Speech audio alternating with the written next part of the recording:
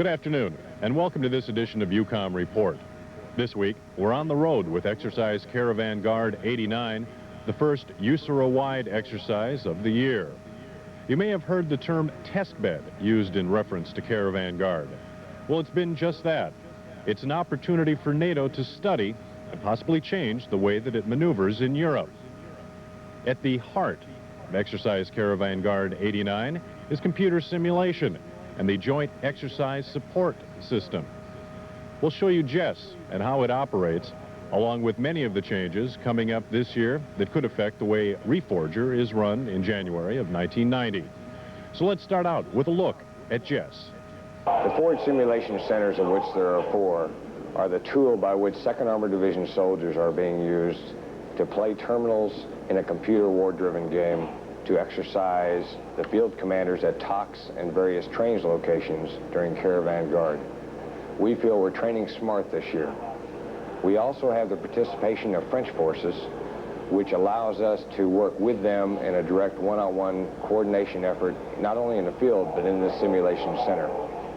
This shows us that this computer system, JESS, is not so sophisticated a system that would not allow Allied participation for future exercises, as we're aware the SYNC would like to reduce the number of soldiers for future reforgers. Now, how is this working so far?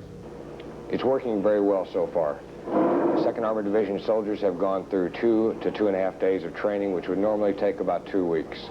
They have taken the JESS system and enabled to take technical data from the JESS computer-driven game, analyze that, put it in military acronyms, and send that to the field commander, take his analysis of the situation, and execute through the terminals in maneuvering forces on the game board.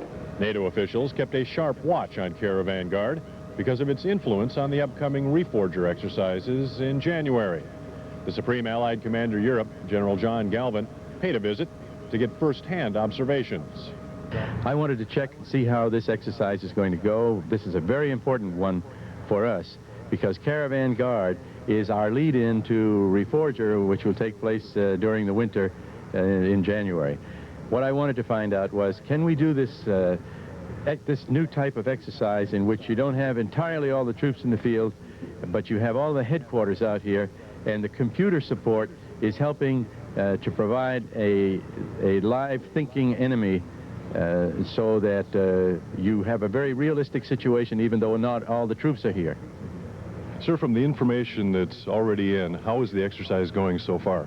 Well, we've had some startup difficulties, but we're only in our 2nd day out here on the exercise. I am very much impressed with the way that this exercise is being carried out. We have Canadians and French and U.S.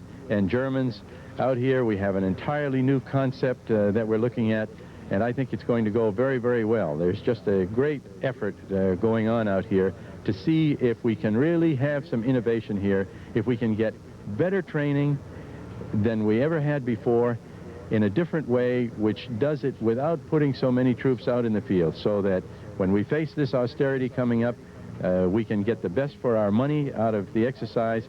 We can train the higher levels. I'm very concerned about that. But we can also make sure that the lower levels, the platoons and the squads and the sections, get the time they need to go through their drills and get the repetition where they really learn.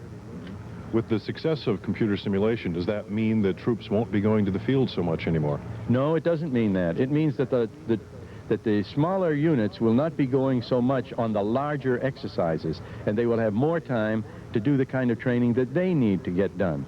But it also means that more headquarters will go out on the larger exercises so that the senior people can get the kind of training they need, because there is a difference between what a general needs to know and what a sergeant tank commander needs to know.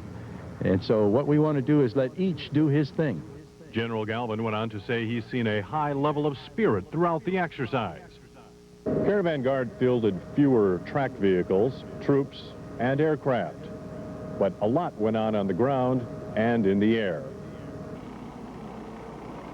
Day 1 of Caravan Guard near Renner Road. An Orange Army scouting party breaks deep into Blue Army territory. Orange soldiers are looking for bridges to bypass the Blue Army line. Blue Air Cav discovers the intrusion. and we're trying to strike deeply to gain bridges to allow our forces to continue moving to get deep in the enemy rear area.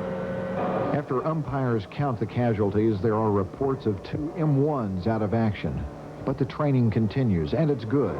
Well, the training is showing us how difficult it can be to navigate in little German towns with the limited operations that we can do on the off-road. It's doing good training. But that training, combining computers, full units, and skeleton units, is the picture of future large-scale maneuver exercises. What about the opposing army? Well, they're tough. We've been sitting here waiting for them. I've been hearing they were supposed to be coming into the town all day, and I think they've taken up positions in the town, but I really haven't seen them. We haven't seen them. They have been moving very secretively and very successfully in as such that we've had difficulty engaging them. Soldiers are training smarter, maneuvering smarter with Caravan Guard. Reporting from Caravan Guard, this is Sergeant Steve Collier, 133rd Public Affairs Detachment for AFN News. Moving rapidly to block advancing Southland forces, elements of the 3rd Armored Division pushed hard to clear the early hurdles of Caravan Guard's mix of maneuver and simulation. We were on the division's flank. We also had to tie in with a unit that was portrayed to our south by an element of the 2nd Armored Division forward, and they were physically there. Our people physically went there and made contact not only with them, but with Allied units working on that flank as well, and it worked well. Acting 3rd Armored Division Commander Brigadier General James R. Harding cautioned there's still no substitution for actual maneuver. Because there are things that computers are very difficult to simulate. Just the personal feelings, as Clausewitz would say, the fog of war. But simulators can provide substitution for portions of that maneuver where we can maneuver smart and not have to take out all of the forces. So we still have the friction and the fog of movement, still have the friction of people, but the simulation that's what it is, a simulation. So you have to balance. With the 3rd Armored Division, this is Lieutenant Phil Miller, 133rd Public Affairs Detachment, reporting for AFN News. When we come back, the observations of USARA Commander-in-Chief General Crosby Saint